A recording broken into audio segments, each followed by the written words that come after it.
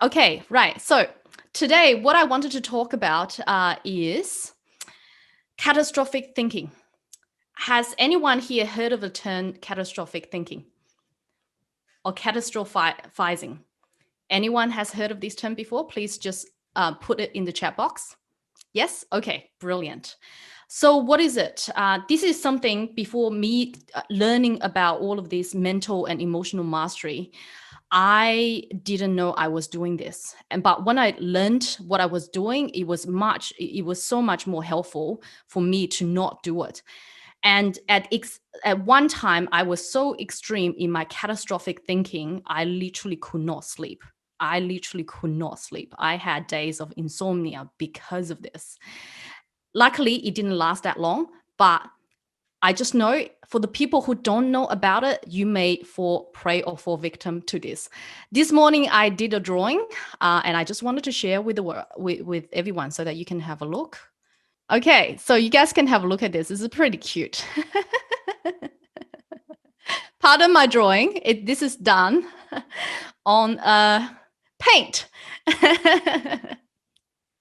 So what is catastrophic thinking? Catastrophic thinking is basically one thing that you think about leads to the next thing that you think about, and then exacerbates the problem and make it even worse. And then in the end, you arrive at this catastrophic thinking, you think the world ends. So when you actually start at this point, it's actually very illogical for you to basically make the huge jump. But because the thought process, you go from one thought to the next thought, to the next thought, to the next thought, to the next thought, to the next thought. And because the jump is so small between the thoughts and between what you think is going to happen, what you think is plausible, therefore, it actually makes logical sense to jump from that smaller thinking from one point to another point, to another point, to another point, to another point, finally arriving at your head exploding in panic attacks or in in stress, in anxiety, and everything. And the thing is that our brain likes to spotlight. There's this effect that's called the spotlight effect in your brain. So your brain likes to spotlight little like issues and make it into something that's huge. Okay, so you have a tendency to spotlight issues. Just note that. And therefore, when you actually work it through in terms of the plausibility of your events, you really have to come back into center and really ask yourself, is this true? Is what I'm saying to myself true? Is it all men are bad, for example, right? And we all know the answer to that. But and when you come down to it, you have to break it down in terms of the little step. You go from one thing to the next, to the next. So in this example, I just gave a very simple example. This is only 4 steps, but you could actually have many more steps than this. You could have up to 10 steps to lead to, oh my God, my world is about to fall apart. So for example, you could say, you could have an exam and you could be feeling like, oh, I did so badly in that exam. And then you think you're going to fail the grade. And then the next thing you think is, oh my God, I'm such a loser. Oh, everyone else is going to pass and I'm going to fail. And no one is going to hire me. Look at me. Oh, I'm such a loser. And then you literally go, oh my God, my life is doomed. I may as well just sit on the couch and cry. Seriously. And I have fallen prey to this chain of thinking before. And I know many people will, if you are not aware of it, right? So what you need to do when you start becoming aware, much more aware of your thinking process, you need to stop yourself and think, okay, am I fallen prey to the catastrophic thinking chain of thought? And if I am, this is what you need to do, okay? So the first thing is, let me just do this. Oops. Okay. First thing is, you want to rate the likelihood of 1 to 10 of something happening. What is the likelihood of 1 to 10 of you failing your exam that leads to you failing your grade? What is the probability of you stuffing up that sales presentation to you losing your job? What is the probability of you really doing a bad job at your presentation? And and sorry, I gave that example already. So the point is, the point is, you want to really assess your likelihood so that you know where you stand in terms of the plausibility between that and the next event that you think is going to happen.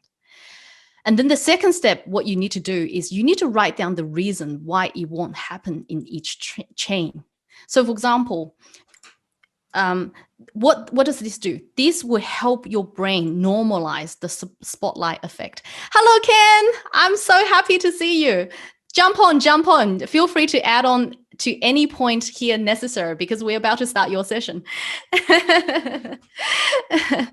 So, for example, the reason could be, I'm failing my exam, but it doesn't necessarily mean I'm going to fail my grade. Other people may not have done that well in my exam, so the lecturer could normalize the passing average, and I could pass, you never know. Or alternatively, there could be a supplementary exam, and I could really study and I could really prepare for that supplementary exam. So that may not lead me to failing my grade. So that could be it. And then, and the next thing is I'm going to fail my grade and I will never find a job. And then you could just really write out what is the reason why it won't happen. Is that, I'm going to, okay, even if I were to fail my grade, it doesn't mean that I can't repeat again. And it doesn't mean that it may mean that I may not find the job associated with this grade, associated with this subject, if I'm not good at this one, but it doesn't mean that I can't find other jobs that will supplement my other talents. You know, if I'm really good at arts and other type of skill sets, so I can still find a job in those kind of industries and in those kind of areas. And failing a grade does not mean not finding a job at all. I could even start a business. So you could actually write, 10 or many reasons as to why this is not going to equate to that. And then you just simply do this exercise from one point to the next point to the next point to the next point until you really normalize the spotlight effect. And then what you do is you make a plan to mitigate, and you can actually do something proactive to mitigate. For example, like I said, in the exam sense, you could really start to prepare for your supplementary exam. And so that when you execute a plan to mitigate something, you feel a lot better about yourself. You're no longer as worried as previously if you were to just be in action and be in the worry itself. So that's just the little thing that I wanted to share with everyone. And hopefully this helps you on your journey of thinking.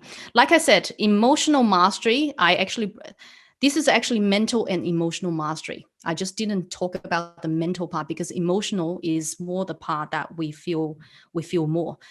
Emotional is more on the subconscious, unconscious level. Mental is just on the mind level, the conscious level. This is the part where you can actually consciously refocus your attention and rewire. And emotional is more on the underlying subconscious, unconscious level, for which I will continue to talk on these 2 points throughout the 14 days emotional mastery made easy.